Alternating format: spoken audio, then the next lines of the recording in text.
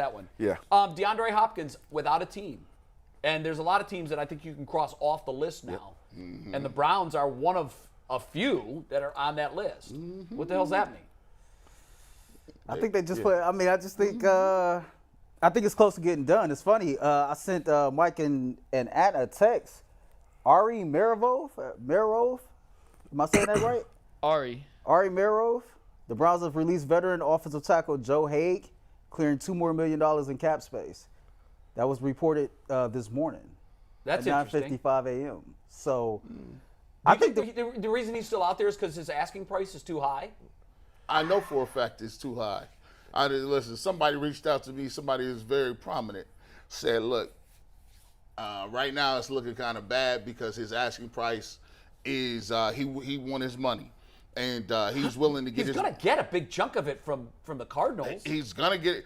That's the thing. He's trying to figure. See, this person told me he feels he's at the end of his career, and this is his last time to get another bag of money. Probably right. So I was like, yeah, you're kind of right. So, but they're the teams that's looking at it. Bills just signed somebody. Didn't the Bills just sign somebody? They signed Leonard Floyd this morning. So you know, the OBJ thing happened in Baltimore. That's up out of here. You look at the Kansas City Chiefs. They don't have much cap space, right? And so now the Cleveland Browns are sitting there with the cap space, with a potential need, with familiarity, and willingness to go all in a couple of. Is it a need, Boogie? Still? Absolutely. You know, good things take time, boy. You know, my mom always say put that pot roast and let it cook. Let it slow roast. Let it simmer. Let it slow roast for a little bit. So give it time. All right, a barbecue, you know, you put the ribs, 24 hours, you let it marinate. So that's all they're doing right now, just marinating the meat right now. And then I feel like the bomb going to drop and they're going to sign him. You know, everything's lining up perfectly. Him with Deshaun, they need another receiver. It'll take the load off of Amari Cooper and get more production from him, having a 1A and 1B. So I think this is the perfect match made in heaven. They're just trying to figure out the numbers. And also, as an athlete, we don't like training camp. If I'm D-Hop and I know I got something in the works with the Browns, I'm going to drag this thing out as long as possible because I do not want to have to do another training camp when you're disgusting. But training camps is terrible. But that's what you see a lot of guys that know they have contracts. Especially the veterans. They report super late. 1 week left in training camp. They don't have to do preseason because they just don't want to do it. So I think that could also be in the cards as well. They might have a deal, but he just doesn't want to report yet.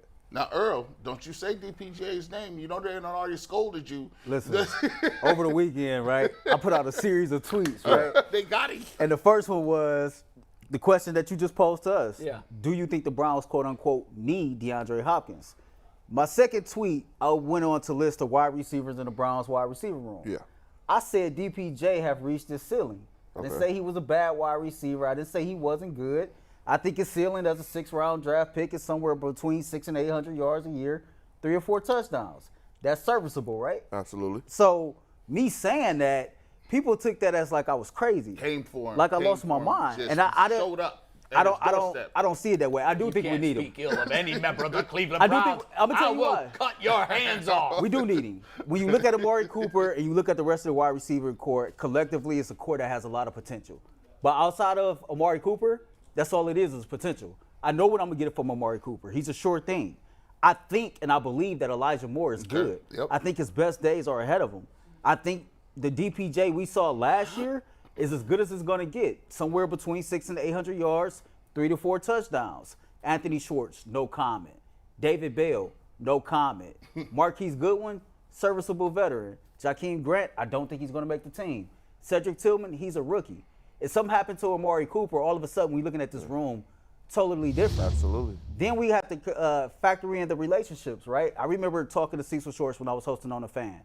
And when the Browns signed tight end Jordan Atkins, he said to me, he said, you know, this is a guy that Deshaun Watson has a very strong relationship with on and off the football field.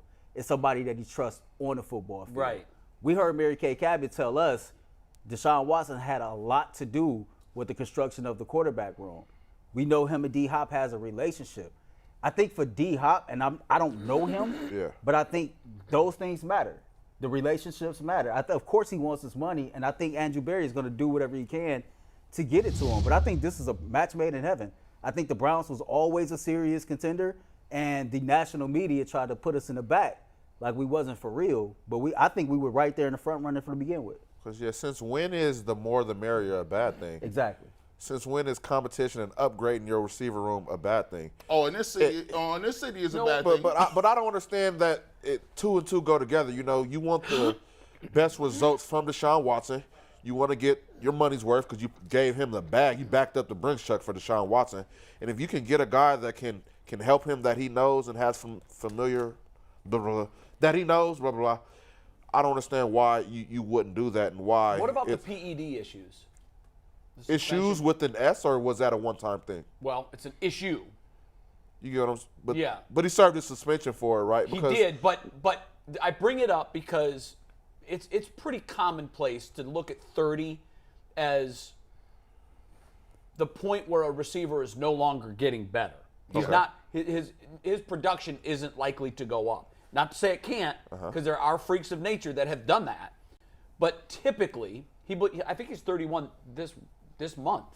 He's 30. He'll be 31 before he plays in the NFL again. That's looked at as, well, your better days are behind you. So that would be an issue as well.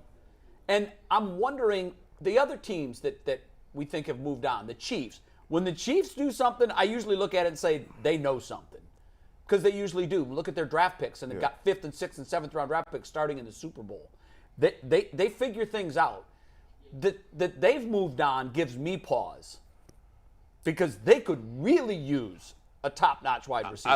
I think they moved on because they got the ultimate cheat code. Like when but doesn't that make him better? It's like when Tom Brady got Randy Moss. They broke the NFL record books.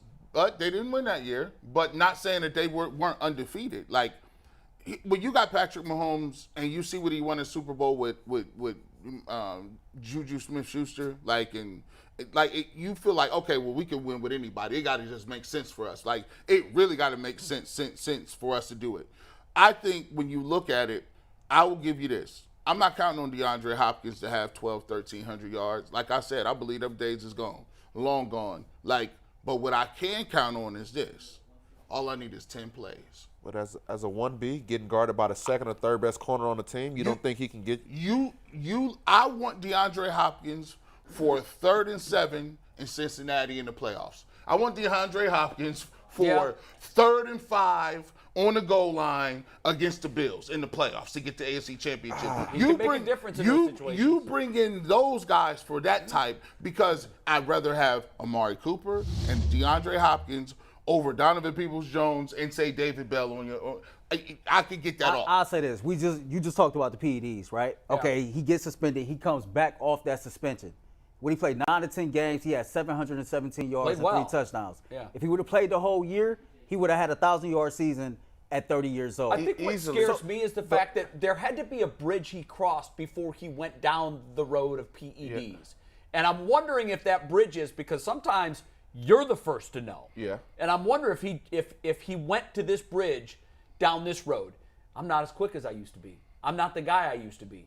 I need stuff that I never needed before, and I'm going to do whatever it takes to be good. Look who the quarterback is, though. We have Deshaun Watson, who has a lot of controversy when you gave him that bag. You know what I'm saying? So I don't want it to just say PED and DeAndre Hopkins, and that cuts him out because you signed Deshaun Watson with all his baggage that he had, or traded for him or however they got him.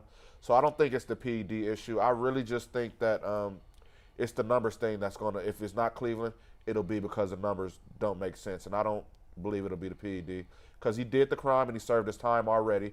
I don't want us to be in the business of thinking that he's going to repeat that and things like that. Right, but it's you have to give it some thought. But you here's do, the other you do, thing absolutely. that I don't want to see this. I don't want to see Cleveland be the last team standing and the team to overpay twice. So, for instance, with Deshaun Watson, the price tag got to a point when Baker told Cleveland kick rocks and there were no options, he made Deshaun Watson the highest paid player in the NFL that day. Because at that point, Jimmy had to write a check. Yeah. He had no other option. So we overpaid. Now, whether or not he delivers, no matter what, we gave a contract that had never been given before in the history of the NFL. That's reserved for somebody who's already the best player in the league. He's never been that. So what I don't want to see the Browns become is, hey, agent saying this, hey, man, everybody's off the list, but we still got the Browns on the hook. Yeah. Yep. I don't want to be that team because you'll never win if you're that team. If the Browns miss out on D-Hop, cool. I guess, like, to me, the most frustrating thing is so many people acting like Donovan Peoples-Jones is the next thing to Jesus Christ. Like, if he was that good, if he had lived up to whatever the hype and potential was coming out of high school, he wouldn't have been drafted in the 6th round. Right. And I hate when people try to make it seem like, okay, because you got to defend your point. So now it sounds like I'm beating up on Donovan Peoples-Jones. But the excuses they make is, well, horrible quarterback play or a rotating list of quarterbacks that he's played for. We never made that excuse for Josh Gordon, right? No. Garrett Wilson just won Offensive Rookie of the Year with horrible quarterback play. DeAndre Hopkins, before he got Deshaun Watson, had a quarterback carousel. If you're that dude, you're that dude no matter who's throwing you the ball. Catches. Yeah. And it's an upgrade. I don't think there's any question about that. And it's not a knock on DPJ. You're talking about a guy who 3 years ago was the best receiver in the NFL. Absolutely. The question is, what's left? And we'll see who's left on the list to sign him. We got to read, and then Tom Darden's on the line.